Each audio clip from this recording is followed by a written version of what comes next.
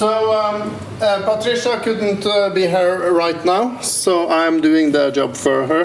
But I started up Oslo C User Group back in 2007, I think it was. So I have done this a few times before, but Patricia has done it the last 6-7 years. And what we are doing today is a book launch. Our own Anders Knappen has released a book.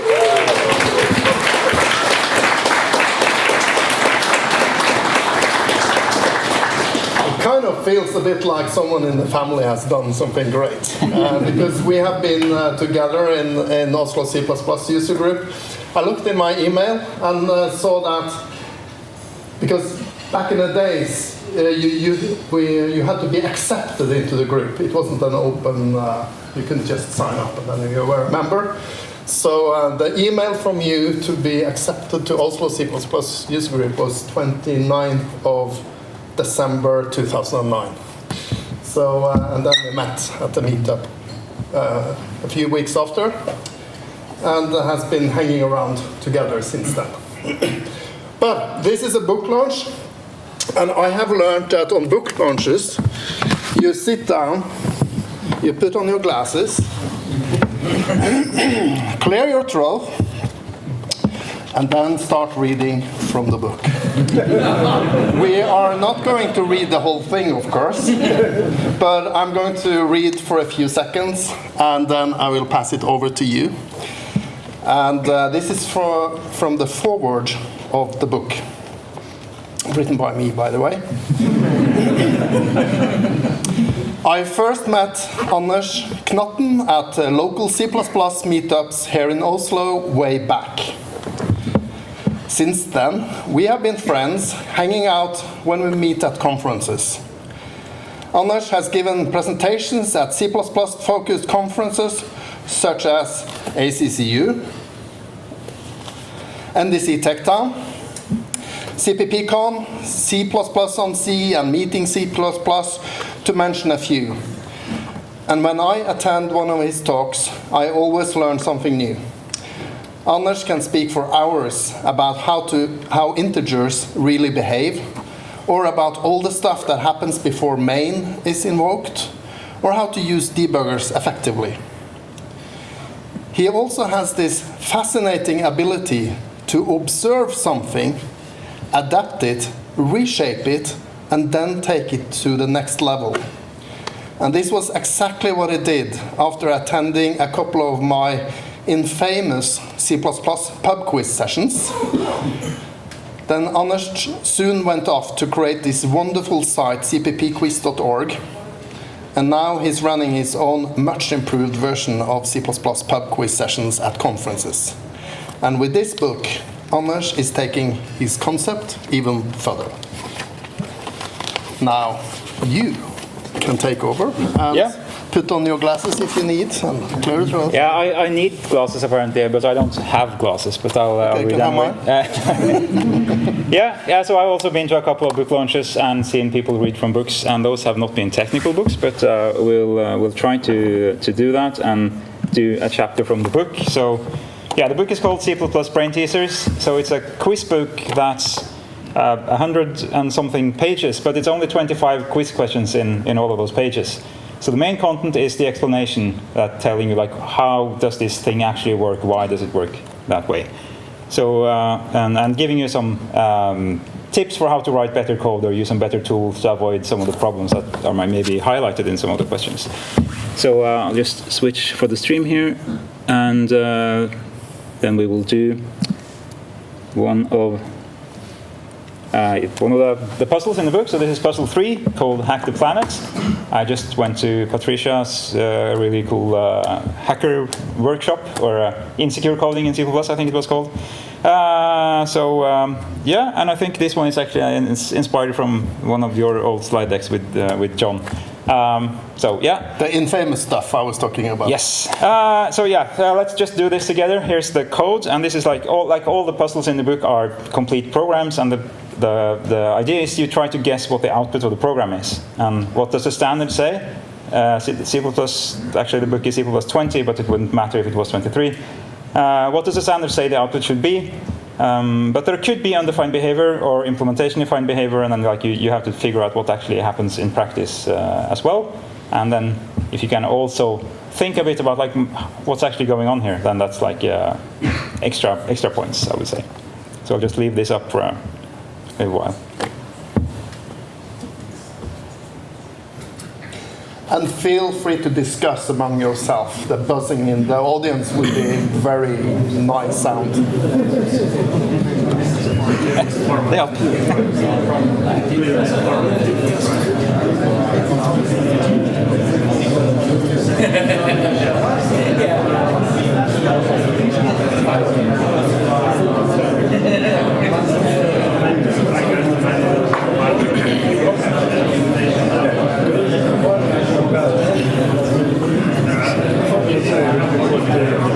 Oops, not the book. Ska vi se hur det funkar? Ja, var det. All right. Now let's hear from the master himself. Right, so the way the book works is that then when you turn the page, it gives you the answer, which in this case is that the program has undefined behavior. But it might display the following output: did task 1 and did task 2.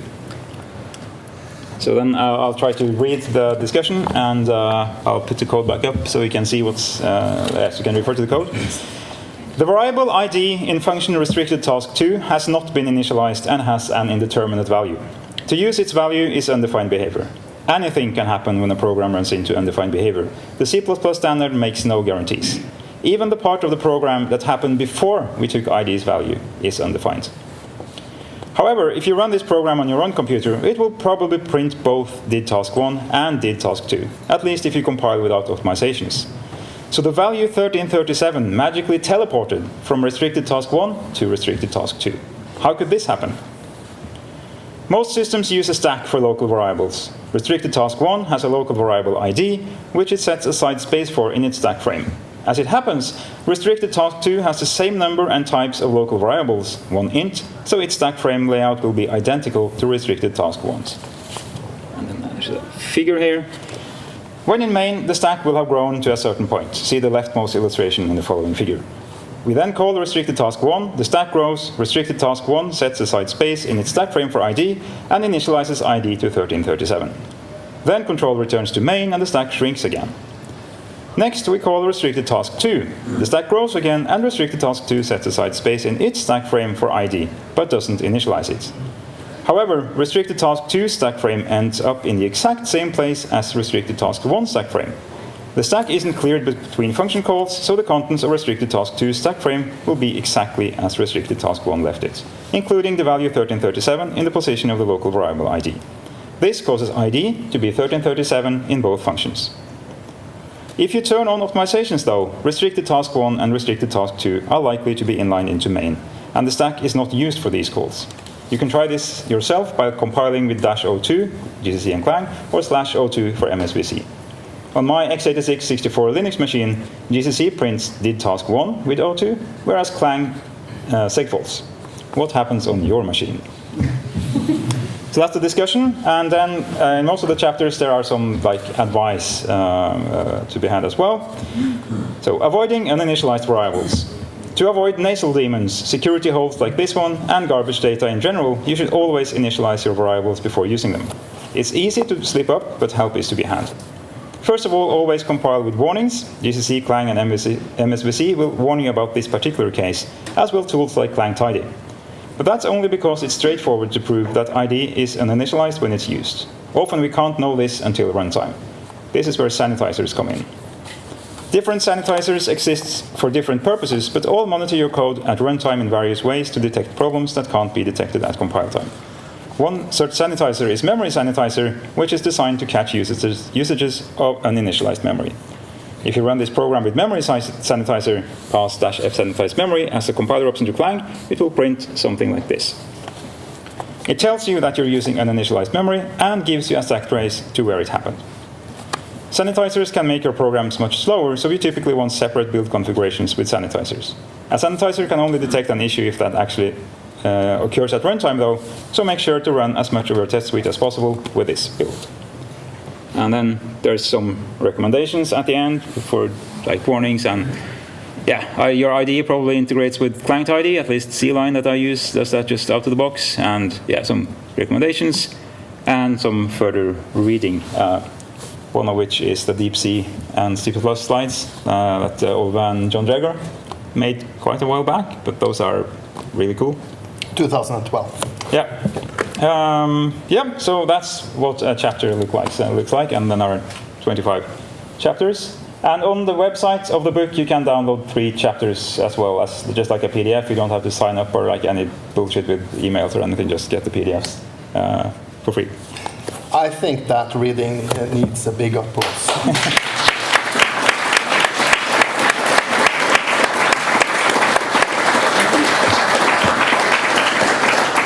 Boy, I wish someone could read like that when I grew up and bedtime, going to bed.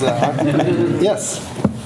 Anders, Yeah? you have a chance to give out a second version of this book, because the upcoming standard of C++ 26, this is no longer undefined behavior. It is erroneous behavior now. Okay. That's very, I'm going to repeat it to this massive audience that we have on YouTube. And for the rest of you that maybe not heard it, but apparently this is being worked on. And I'm quite sure that you will update the book when the new standards come out, if I know you correctly. Yeah. I also update my slides after the standard is out. But that's really nice to hear. Yes, we're actually porting cppquiz.org is currently being ported to 23. So that's a big effort, but I'm getting some great help from the community to do that. So in a couple of weeks, that will have like all the explanations on the website will refer to the 23 standard. And then, yeah, when we get the erroneous thing, then it's going to be even harder to explain stuff. Now you have like the erroneous and the undefined and the implementation defined and the unspecified and the well-defined and like, yeah. We take one more question. The smart aleck question. Don't stacks screw down? Yeah, so on X, the question is, doesn't the stack grow downwards? So on x86, at least the stack grows downwards, but it's easier to visualize with like the stack going in that direction. But it's quite confusing with the stack growing downwards, and then actually your data goes the other way. They got like back into the stack, and that's yeah.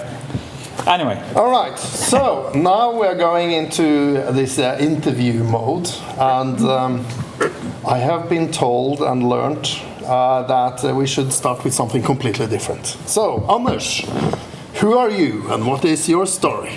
Yeah, I'm Anders. I'm from Oslo and the surrounding area. Been working professionally as a programmer since 2001. Done lots of different things like PHP and Java and C# and server admin things and all sorts of things. A little bit C++ on and off during those years, but since 2018 it's been mainly C++ at least. Yeah, so I like doing that. I think it's lots of cool stuff that's being done with C++, so it's a fun language to be in. And yeah. Yeah. So, what inspired you to write this book? So, I didn't really intend to write this book. It was like, this is out on the Pragmatic Programmers, and they have a Brain Teasers series. So we have like Python and Rust and Go and Pandas and like several things. And they were looking for someone to do the C++ version. And then Frances Bontempo of ACCU had just written a book for them, and she introduced us, also me, to the publisher. And the reason that happened is because of my cppquiz.org website. So I guess I could rather say what inspired me to All right, do that. that's the next question. What inspired you? No, it isn't. But what inspired you for cppquest.org? Yeah. So again, I went to a couple of your pub quizzes at the ACU conference. I'm not fishing for compliments though, but, but yeah. So all right, yeah. Tell me more. Yeah. So like I found that was cool, and then I figured so we hung out in the bar, and I think probably John Lakos had handed out beers to people. as it does. And like I was a little bit drunk in my hotel room, and I figured out I have to make a website that does this thing. So I like kind of drunk coded the first thing, and then finished it on the plane and on the train back to Norway, and then like had like a.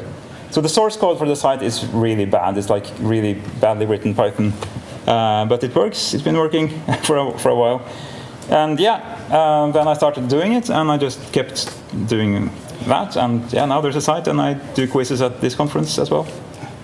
You should. Is there like 200 quizzes or something like that on the cppquiz.org? Yes, yeah, probably something like that, around 200. You should all have a look at that site. A CPP quiz per day keeps the debugger away, or something like that. There is also a mobile app for it. Yeah, so there was like for a long time a GitHub issue saying there should be an app, and then Sergey Vasilchenko just made the app, so I didn't have to do it, so that was great. He is also a tech reviewer of the book, by the way. But yeah, there's an app that you can use if you like commute and don't have good reception. Talking about tech reviewers, there are some more tech reviewers in the room here. Can you stand up and...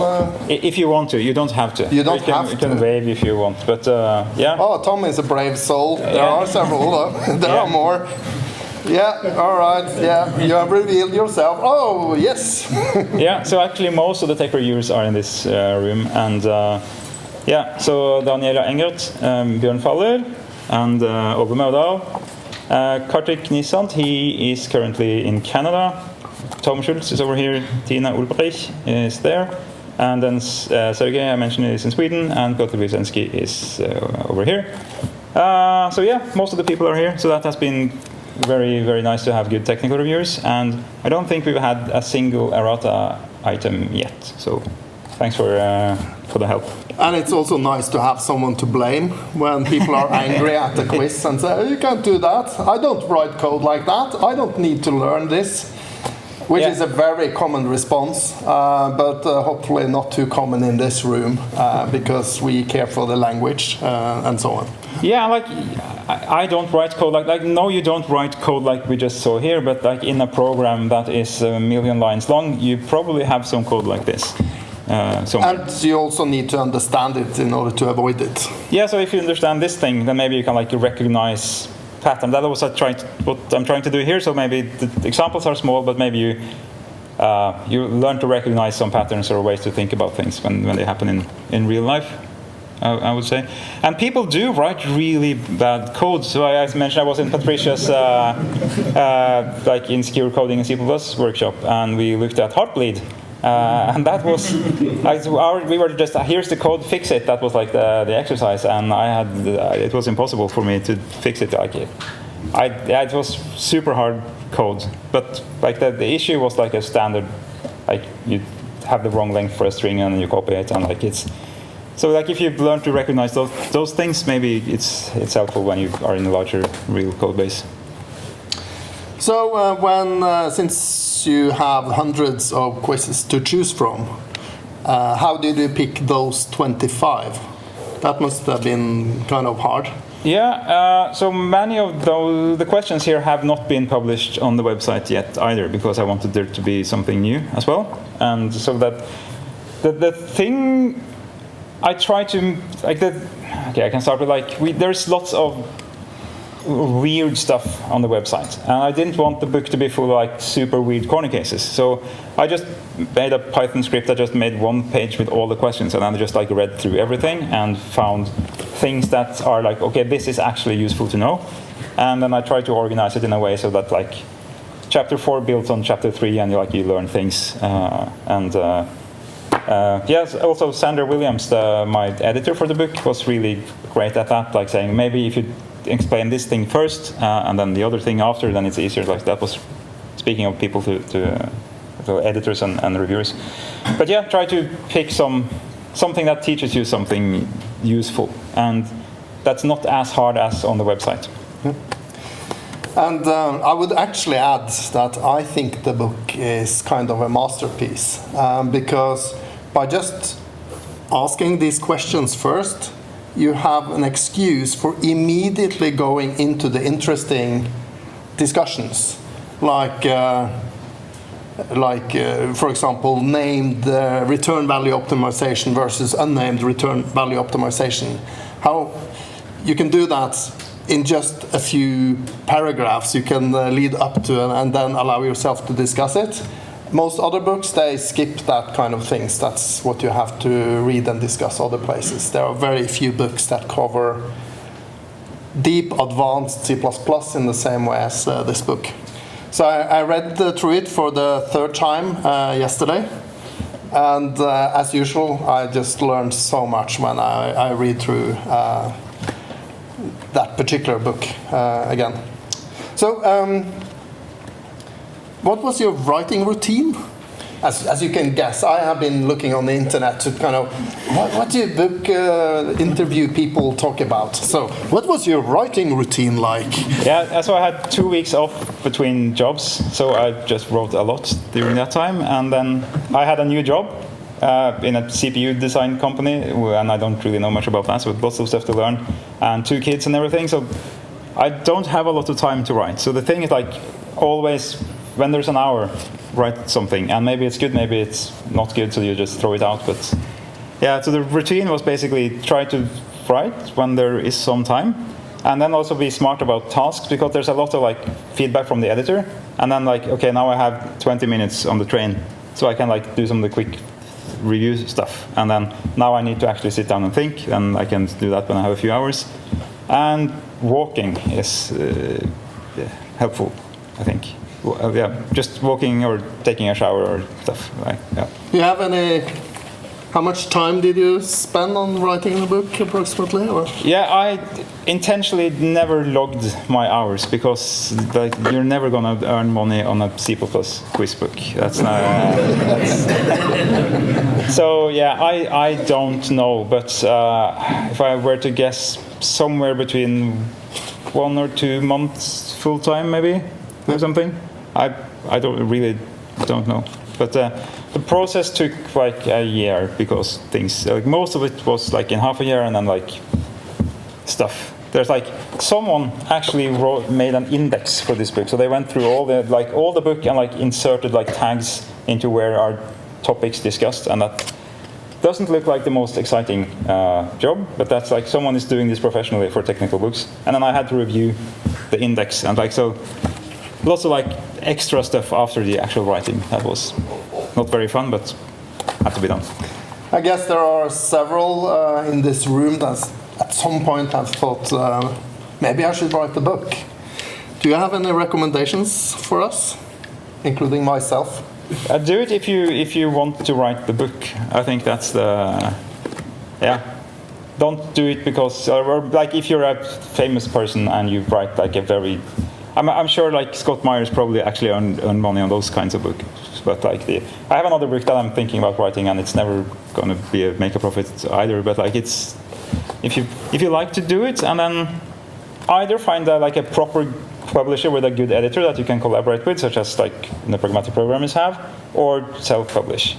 There are lots of like smaller kind of shady publishers that will like happily take half the money from your book, but not really put in an effort. I've heard some rumors from people in this room that have been like reviewing some of those books, and so either find a reputable publisher or self-publish. And and you ended up publishing on PragProg. Yeah. Was a particular reason for that? Just because they were looking for someone to do the book, and then All right. So that's why. But yeah, it was a nice experience, and so the pragmatic programmers, that's the publisher started by the guys behind the pragmatic programmer, the book. So I actually got support from Dave Thomas, like with some issue with some Java stuff in the repository, like post on that again, like he's involved. So I was like, ooh, I got help from him. It's like a bit cool for me, because the pragmatic programmer was a very important book for me when it came out, at least. Yeah. And you mentioned don't do it for the money. Bjarne Strøstrup also told me once, don't do it for the money. He indicated that he don't earn much money on the books either. Okay. So I guess you will not be rich by this book. I'll further lower my expectations. So who knows? Looking back, is there anything you would have done differently? I don't really think so. I think like it went fine. Yeah, I haven't even thought about it. So like the book is done. Yeah. Since I'm not a professional interviewer, but I guess you have understood this already. I think I would like to open up for a question to our fantastic author here now. Anyone would like to dare asking a question or contributing? Yes. When's the sequel coming out? When is I'm repeating the question. When is the sequel coming out? No concrete plans for a sequel, but it would be like sort of trivial thing to do. It's a lot easier to write this kind of book because you just have to sit down and like come up with things and just churn through. It's probably, I would assume, a lot harder to write like if I was to write about like here's everything you need to know about move semantics or like something like that. Then yeah, but yeah, maybe. Maybe the C++ library, Brain Teasers. Yeah. Kind of the C standard library, Brain Teasers or something like that. Yeah, that would be an idea. Any other? Yes? So, what kind of tools do you use to actually write? Do you write in Markdown, or use LaTeX, or God forbid, Microsoft Word? I'm repeating the question. What kind of tools do you use? So the pragmatic programmers, they have like a proprietary tool chain, which is in the contract that I shouldn't share with people, but I think I can talk about it. So it's very much like writing mostly Markdown in whatever Vim or whatever you want to do. And then you can build the book locally, which is nice, so I can then all the time see how the book is actually going to look like. So that was one of the reasons they started the publisher back in the day, because they had to invent all these tools when they wrote the book. Because at that time, you wrote a long document and you sent it to someone when it was done, and then they typeset everything. But so they did a lot of invention, I think, for that back in the day. And I think they were also the first to like publish DRM-free ebooks, and they were doing lots of cool stuff back then. So yeah, mostly Markdown and then build it locally, and then at the end it goes to someone that makes sure that like the words are really nicely distributed at the end, and like the spaces don't follow a particular pattern down on the page because it looks strange to have like all of these things happen at the end, but those are just details at the end. Yeah, we have room for maybe one more question or two more questions. Or zero more questions? Zero?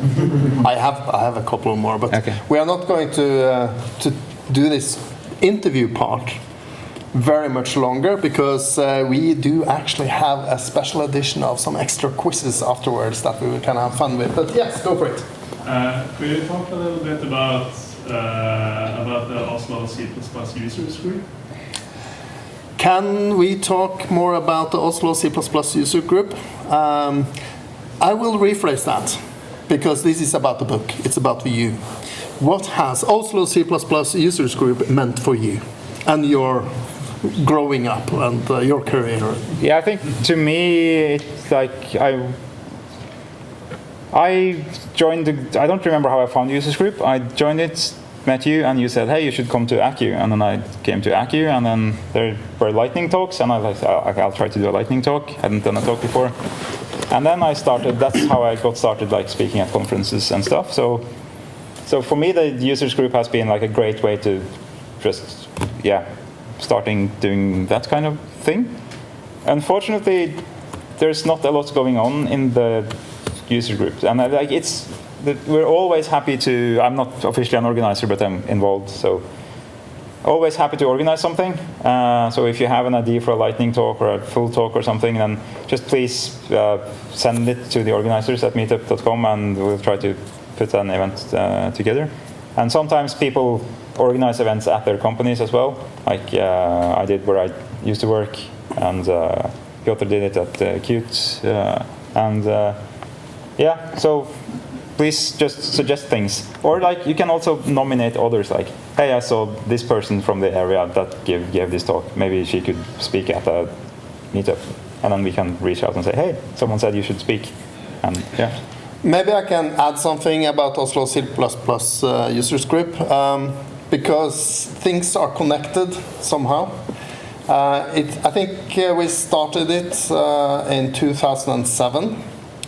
And when we started it, we said we are not going to have more than 3, maybe max 4 events every year. And we did that for 5-6 years, and then even that became a bit difficult. So we had like 2, and then 1, and then it was not too often. And then Patricia came in, and the frequency up to 1 or 2 or 3 per year again. But Oslo C++ User Group was also the reason why the NDC Oslo conference, they were hosting a C++ track. And I was organizing that C++ track for a couple of years before we realized this is big enough to create a conference. And that is why we started this NDC TechTown back in 2017, I think it was. And it was basically this is all the organizers and the C people that are doing it. I'm the program committee thingy, and Martin is also doing that together with me, leading the committee. But what we really tried to create here is a copy of the ACCU conference that you might know from the UK. So if you somewhat feel that it's a bit similar, that's not a coincidence when it comes to size, the format, and also the people and the content involved. So yeah, that's enough about Oslo C++ User One more Group thing, you find it at meetup.com if you want to look for it. That's relevant information. And we always have Tuesday evenings at the NDC TechTown, so like today. So we always have a meetup before the main conference part of NDC TechTown starts. All right, I'm going to round this off fairly soon, but on June 12th, you can find the picture. You posted a picture of yourself on Blue Sky. I'm not talking about X anymore. We are all on Blue Sky now, right? Yes? Everyone? Blue Sky? Come on. That's... No, it's Blue Sky. So you posted on Blue Sky with the title, I wrote a C++ book. How did you feel when you finally had the physical copy in your hand and could smell the book? I felt like now I'm done writing the book. But yeah, no, it was nice. I had to smile for the picture, but mainly for like, cool, I've done that.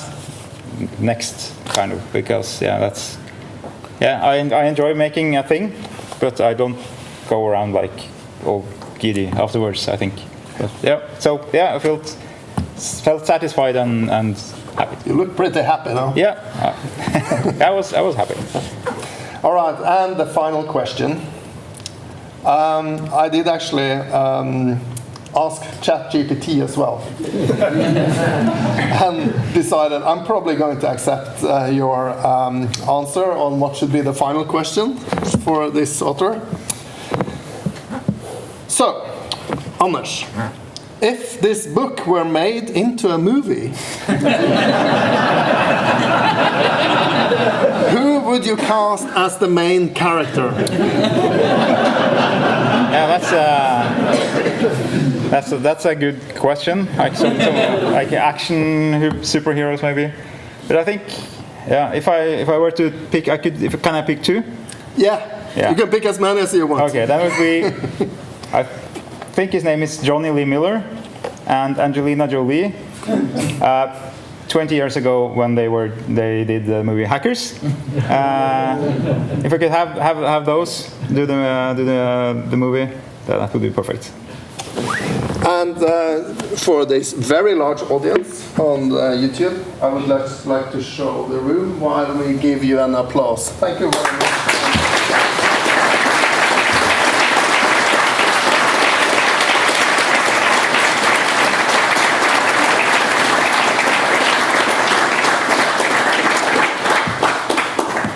But we are not completely done yet, because now we are going to do a small bonus session. Because we have on the slide deck there, we do actually have several of those questions. So I will now lead one of my infamous type of C++ pub quiz sessions. And is there a particular one you would like to start showing? Jeg skal ta den med hvor man kan diskutere litt, kanskje. Ja, det ser bra ut på looking. Husker du tallet? Var det 22? 22, yeah. All right, drum roll. We are now going to look at question 20. I'm skipping slides as fast as I can. Okay, here we go. Yeah, there we go. All right, so come on. This is the code. Actually, it's one of the few that I changed layouts like the parentheses and so on just to fit the slide. So it doesn't look like that in the book exactly. But the question here is, as always, what does it print out? Try to reason about the code, and here is something that I encourage you to do. Instead of trying to go directly to the answer and say, oh, please, blah, blah, blah. Try to force yourself into thinking, what's the kind of steps towards finding a solution on this? And feel free to discuss it with people around you. That would be wonderful if you do. So, start doing.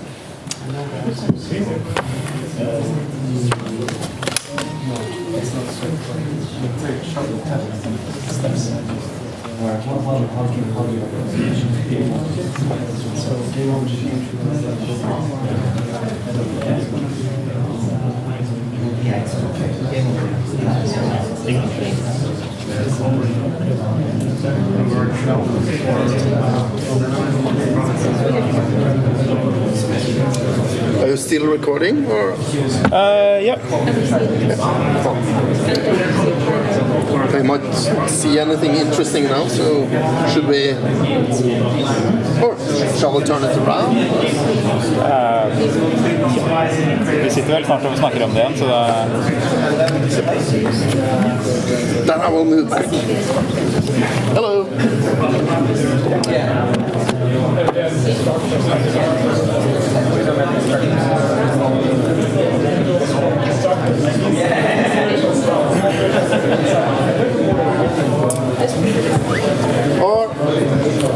All right. Now, without kind of directly saying the answer, some of you might have directly the answer. Can you help us to just give small hints in the right direction and try to contribute into a collective thinking now about this problem? So anyone would like to start helping us? Yeah?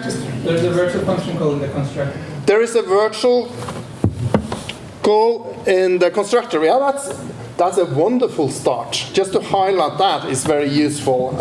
Credits for that, yes? I was going to say the same. All right, but that's also wonderful. Yeah, but it's less wonderful because it's a less type of wonderful. Yes, going. The spaceship has a private get type, which might confuse. Spaceship has a private. Oh, that's interesting. Yeah, that's something to notice when you read the code. Most of the code actually uses struct instead of class in your book. Yeah, so I think this is an errata. Yes, yeah, that should say struct. It doesn't really matter, but that's that's wonderful. Yeah, brilliant insight, and that's the stuff you should look for in quizzes. And we just found your first bug. Yeah. Yes. Spaceship should implement the spaceship operator. Spaceship should implement the spaceship operator. I like that one. That's a good one. Yeah. All right, keep them coming. This is just shout them out. Is it allowed to highlight more of the virtual function? Is it allowed to highlight more about that direction? Yeah, I guess we can Yeah, get some more. I yeah. would say that spaceship is inherited from game object, Spaceship inherits from game object, yes. and when the creation happens, it's not fully constructed. Ah, you are approaching an answer here now, I think. That's why I asked you. Yeah, no, that's, yeah, let's start moving into an answer here. Yeah? Shall we do a kind of drum roll? Will this one move forward? 300. Yeah, there. All right. So, what do we think the first line that will be printed out is? 3, 2, tell it to your neighbor. Say it to yourself. All right. Yeah. Yeah. Created a game object. And the next thing. Created a game object. And the next thing. Rendered a game object. And the fourth thing is rendered the spaceship. Now, let's ask the master himself. How can we explain this? You basically put us in the like the home stretch to the answer here that but spaceship derives from game object. So the spaceship object will have a game object sub-object like the base class, and that one gets initialized first. But as you're initializing the base class, there isn't really a derived class yet because the base class doesn't know about it. The code isn't executing yet. It's not there. So you can't virtually call into it. But the follow-up then is so if you call a virtual function in the constructor and there's no derived class there yet, but it's a derived object that you're creating, so is that undefined behavior? Or is that fine? And yeah, the answer is that it is actually fine. In the constructor and in the destructor, you can call a virtual function. It will then just pretend like it's not virtual, and just use the correct one. So that's that question. And is Klaus here? Probably exhausted from the workshop. I guess there are people here who went to his workshop. So could you have quick software design, because I think Klaus's talks and workshops are really important, like software design stuff. It's really not highlighted enough, I think, at conferences and stuff. But which pattern is being used here? And I can dare to get, I think this is called the template method pattern. Since he's not here, he won't arrest me for, I think that's the name of this pattern, which is usually nice way to extend functionality in a classical OO fashion, but just be aware it doesn't work in constructors and destructors. I think that worked out really well, so we should take one more. Okay, do you have a Follow-up question. Yeah. Is it considered, it is allowed, but isn't it kind of bad to do this because it will confuse the reader and they might not know what happens? Yeah, so what happens if it's a pure virtual? Will it then fail to compile? if it's a pure virtual, you'll probably get a linker error, I think, in my experience. It's runtime error. It aborts, yeah, it calls abort. Yeah, but I think I've seen actually linker errors as well for this when it's trying to build a V table or something. But didn't I test this? I think, but yeah. I think I've seen in GCC. It's a pure virtual function. It's an undefined. Pure virtual function call. That's the one you get from GCC. But yeah. I'm happy I made it. Read it so good. I say you can expect to see either like a runtime failure or linker errors about the missing game object : get type definition. So maybe I got that on MSVC because I don't use that very often, so I just tested Wait a it. second, I have a follow-up weird question. Yeah. Will it be performance will be okay? Will we use virtual table to call it, or the compiler will understand it when we call it directly? Well, when everything fits on a slide, it will just inline everything. It will just say like return 0. But yeah, it depends and measure it and so on. But the question was, it's allowed to do it, but should you? And no, it's confusing. All right, in the back there. Yeah, that's you. Yeah. I was just going to say that I'm pretty sure that there's actually a title warning about doing this. That if you that client title we wanted to write object colon get type to make explicit that it's actually the base class you get and not the virtual. Yeah, so probably client ID. And I tested this on GCC and Clang, and they will actually, if you have a pure virtual function, they will tell you if you call them in constructors and destructors. You will get the warning, I think it's of client ID with this code. So they use client ID, but don't all use all the checks, some of them are. Okay, last question on this or comment? Yeah, so I just want to be sure. I heard a fun name for this pattern. It's called Hollywood method. Hollywood method. Don't call us, we'll call you. Ah, nice. All right, we are going to do one more. 11. Okay. Yeah, you can prepare, and I go to 11. Yeah. All right, so let's buzz on this one. And once again, move slowly forward, discuss it with the people around you, try to reflect. What do you think Anders would write about these things, and why is this interesting in any way?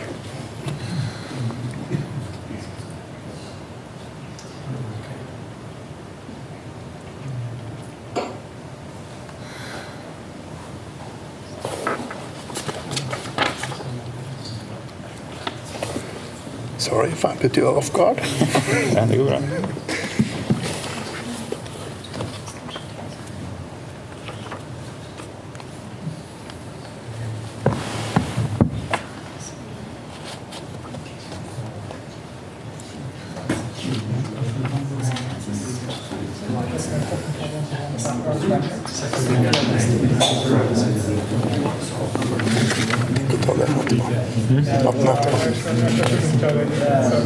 Ja, det kan vi godt gjøre. Hvis ikke begynner å holde. Eller kanskje begynner å holde. Det er jo en full quiz i morgen. Ja, men ta igjen til. Ja.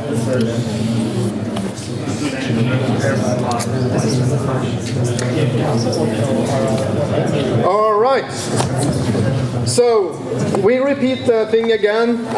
Anyone would like to kind of start by just giving a small hint in the right direction to help the rest of us to understand this in some way? Yeah, go for it. Temporary materialization.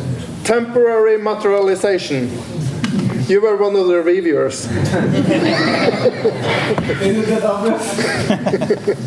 All right, yeah, that's a good hint. Any other hints? In order to reason about this, the other reviewers, you can also add in, of course. Is it allowed to mislead? It's allowed to mislead and then see if they discover it. The reference prolong the lifetime. Yeah. Or actual, any reference. Right? The reference prolongs the lifetime. All right, yeah, I see a hand in the back. There's almost no variables actually storing memory area. Say it a bit louder. Sorry, there's almost no variables actually storing memory areas there. They're all references. So there's a lot of invalid references that are immediately destructed.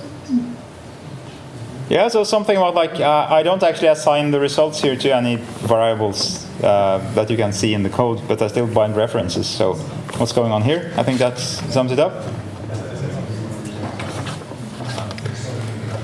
All right, anyone is brave enough to guess the first output from this code snippet? All right, anyone would like to shout out and really go out on the limb and say, that's going to be the first one? Yeah, I see a hand in the back there, very brave soul. Free memory area 2. Bound reference 1, but you get for braveness, and you are just wonderful, yes? Anyone would like to guess the next thing being written out, and you're the brave man over there? Free reference to. Shout it out, even loud. Free reference to. Nearly! It's very close. And then, who would like to guess the third thing being printed out? Bound reference 3. All right, you're also a brave man. I love how brave you are. And this is REST. Now, can we ask the master himself what is happening here? Yeah, so the first thing is that, like, you shouldn't need to do, like, maybe, so, like, okay, so what's going on is when you bind the constrefs here to the temporaries that are returned by these functions, they persist to the end, so for the lifetime of that reference. So that's something that was probably useful at some point to just like make code nicer or something, or like maybe avoid a copy, or I don't know, but like when you have, so the functions here return by value, right? So if you, maybe you can just like create a temporary and bind the reference and you don't need to copy it, but like these days and like the last 15 years or I don't know, if you just don't put references and just put like normal objects, there would be no copies anyway because of like return value optimizations. So we don't really need this feature anymore. But we have this feature. If you bind a constref like this, the temporary persists for the lifetime of that reference. And normally an object gets destroyed at the end of the full expression. So you have like get memory 1 semicolon, and then like after the semicolon, at the end of the a temporary gets destroyed at the end there. So like it should go away, but you bind the reference so it persists for the function. And that explains why the first one is actually surviving. And then you bind to a member. I didn't prepare for this question, so I'm not as well prepared. Then you bind to a member. So if you bind to a sub-object, then the same thing happens. You still extend the lifetime of that object. The full object, that's important. So you don't only persist like the member when you bind the reference to the member object here, number. The entire object gets its lifetime extended. And the same thing actually happens at the last one. So that one is also extended because you do get memory and you pass that into the data source constructor. So the data source constructor has a constref that binds to the result of get memory. So it persists for the lifetime of that reference. But that reference is only there in the constructor. So as soon as the constructor is done, that reference goes away, and now the object is no longer, you no longer have a reference to it. So that when the data source constructor is done, you don't persist the third temporary. So that's why that one gets freed early. And the important thing here, I think, is, so this chapter is referring to previous chapters about temporary materialization and return value optimizations and stuff. And it's also an example here of the range-based for loop thing. So if you like do for and then constref to a function that gives you a container, that container might go away before the for loop actually gets started. And that was an issue for a long time. I think Nico was the one who was really championing this fix. So that's explained here. We don't have a slide for that, but in 23 that problem has been fixed, but that's been an issue for a long time, and it's very easy to fall into that trap. And it's fixed in 23, but at least when the book went to print, none of the compilers had actually implemented that fix yet, so it's still dangerous. We are just about to round off the whole session, but as an interviewer, I'm very proud now because I made you sweat a bit. Yeah. And interviewers are sometimes saying, "Oh, you are just too kind with the interview objects," and I could see things sweating here. Yeah. But I think you did really well. Yeah. But I guess you will also learn a lot when you read the book. I'm quite sure. I try to make a point of as related points. Like when I give a talk, I know what I'm talking about in that talk, and I go see you gave a talk, and if you've never given a talk yourself, it's easy to think that all these speakers they know like all the speaker things, but that's not true. They know. I usually spend a week creating a 1-hour talk for this conference. So then, and now you can even see that even stuff I've written, I don't really remember. So, don't go around thinking that the speakers know everything. Because, I will let you off the hook for this one, so you don't need to prepare much about this thing, because this is the last one I'm going to show. but it's once again illustrate that everything you can put on a page when it comes to C++ is rubbish. And so creating a quiz book is, yeah, it's really hard. But anyway, look at that one, reflect, discuss with the people around you. Let's hear some buzzing here, and then we do the thing. What will this print out?